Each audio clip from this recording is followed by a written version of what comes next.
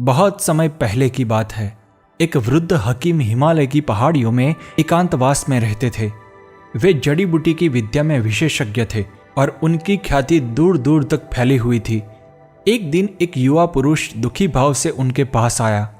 उसने थोड़ा उदास और निराश होकर अपनी समस्या बताई। हकीम बाबा, मेरी पत्नी मुझसे बहुत प्यार करती थी, लेकिन जब से उसकी माँ का देहांत हुआ है तब से वह मुझसे ठीक से बात भी नहीं करती।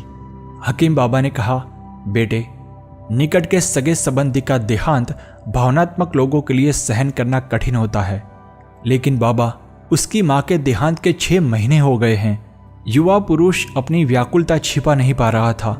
मैंने सुना है कि आपकी दी हुई जड़ी बूटी से फिर से प्रेम जागृत होता है। उसने दोनों हाथ जोड़कर विनती की, कृपया मुझे वह जड़ी बूटी बनाकर दे दीजिए। हकीम बाबा ने मुस्कुराकर कहा, अरे भाई, अगर मेरे पास जड़ी बूटी बनाने के लिए सारी सामग्री होती तो मैं उसे अभी बनाकर दे देता, लेकिन उसे बनाने के लिए मेरे पास एक महत्वपूर्ण चीज नहीं है। कौन सी चीज? पुरुष ने अचानक अधीरता से पूछा। मुझे बताइए, मैं उसे लेकर आऊंगा। मुझे शेर की मूंछ के 7 बाल चाहिए, हकीम बाबा ने कहा। अगले ही दिन वह पुरुष जंगल में शेर की खोज में निकल पड़ा। काफी खोजबीन के बाद उसने जंगल में एक नदी के किनारे एक शेर को देखा। उसकी हलचल देखकर शेर ने इतनी जोर से दहाड़ लगाई कि वह पुरुष भीतर से कांप उठा। उसकी नसों में दौड़ता खून जैसे जम गया। वह भयभीत होकर तुरंत वहां से भाग गया। अगले कुछ दिनों तक ऐसा ही चलता रहा। वह पुरुष शेर के पास जाने की हिम्मत करता, लेकिन फिर डर कर वापस लौट आता। जैसे जैसे महीने बीतते गए, शेर को उस पुरुष की उपस्थिति की आदत पड़ गई और अब वह उसे देखकर भी सामान्य रहता। अब वह पुरुष शेर के लिए मांस लाने लगा और शेर उसे आनंद से खाने लगा। धीरे धीरे विश्वास के आधार पर उनकी मित्रता बनने लगी। जब शेर तृप्त होकर मांस खा लेता और आराम करता, तब वह पुरुष हिम्मत करके उसके पास आता और उसकी पीठ थपथपाता।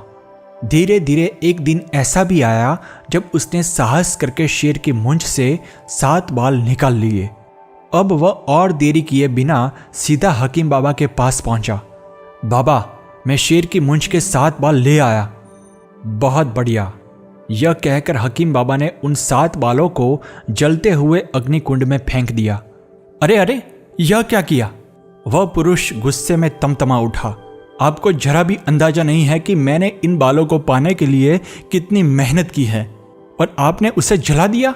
उसने दांत पींचकर पूछा, अब मेरी जड़ी बूटी कैसे बनेगी? अब तुम्हें किसी जड़ी बूटी की जरूरत नहीं है, हकीम बाबा ने मुस्कुराते हुए कहा। जरा सोचो, तुमने शेर को कैसे वश में किया? जब एक हिंसक जानवर को धैर्य और प्रेम से जीता जा सकता है, तो क्या इंसान को नहीं जीता जा सकता? जाओ, जैसे तुमने शेर को अपना मित्र बनाया है, वैसे ही अपनी पत्नी में प्रेम की भावना जागृत करो। स्त्री केवल एक शरीर नहीं है, उसमें भी एक मन होता है। उसके भावनात्मक स्तर पर जाकर उससे समझो। तुम अपना रास्ता छोड़ो और उसका रास्ता पकड़ो, मन से शरीर की ओर। पुरुष को हकीम बाबा की सलाह में ही जड़ी बूटी मिल गई।